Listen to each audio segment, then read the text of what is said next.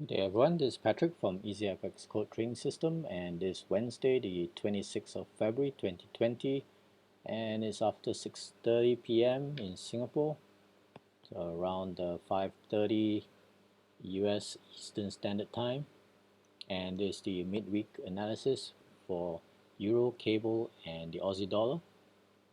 Let's start off with the Euro, and from the start of the week, although there was a gap down at the start of the week due to the COVID-19 outbreak fears, and managed to recover and continue to climb up to the just below the 109 level since the start of the week. Today it still hasn't closed yet, so we'll see whether it's able to close above the 109 or whether it's going to pause and unable to break through this resistance zone. The intermediate resistance zone has been broken. Is now the support, intermediate support, where the weekly pivot is at 108.30. So it could end up for the next couple of days and a half ranging in this zone. Right, and it's also hit the weekly R1 pivot at the 138 fib extension level. So good thing is that it's managed to find support at just below the 108 level and managed to recover from the end of last week. Right, and on Monday there was German IFO Business Climate Index, which was slightly better than expected, so that helped in the recovery as well. There's nothing else on the radar for this week except Friday with the Germany's preliminary CPI figure. Other than that, there are a couple more US news events tomorrow and Friday, so that may impact the euro as well. So for now, this resistance zone is holding, and this is the support area where it managed to retest and bounce up from. So let's move on to the cable. Cable as well, after also a slight gap down, managed to recover from the previous swing low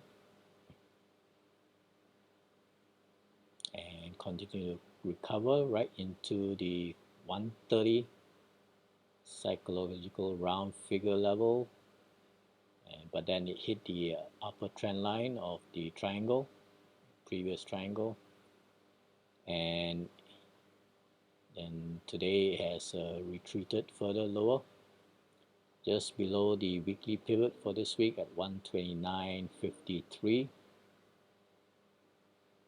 So we'll see whether it's that's the end of the recovery move, and whether it's going to continue further down back into the support zone at the weekly S1 pivot, as well as the 200 daily 200 EMA. It's right at the 128.53. So that's a 100 pip move from the weekly pivot.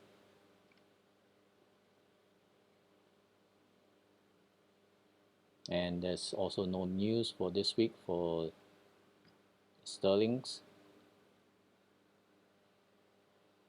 So this is definitely a key resistance zone. Let's take a look at the 4-hour time frame, and this also is an intermediate zone of support from this previous low swings,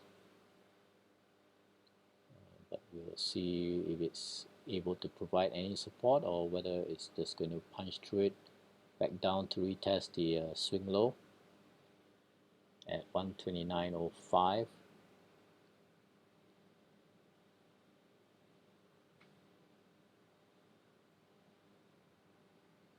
Right, but it's definitely clear resistance in this area at 130 with the 200 period EMA as well, apart from the upper trend line. So this is going to be a major wall to or ceiling to break above. Right, let's move on to the Aussie dollar. And as well as the rest, it gap down at the start of the week, pull back to close the gap, a big gap down, in fact right to the 162 Fib level, climb back up to close the gap, and then after a indecision day yesterday, now it has dipped lower to retest or to test the S1 pivot level at 0.6564. The weekly pivot is right at the 138 Fib extension at 0.6649. So we'll see whether this will provide support and climb back up to recover up above the 0.66, or if it's going to continue lower, and this before tomorrow's private capital expenditure figure for Australia. That's the only news for the week. So it is still bearish after breaking below the triangle consolidation. So we'll see if this support will continue to hold, and whether it form some support in a long wick support here, or if it's just going to continue lower.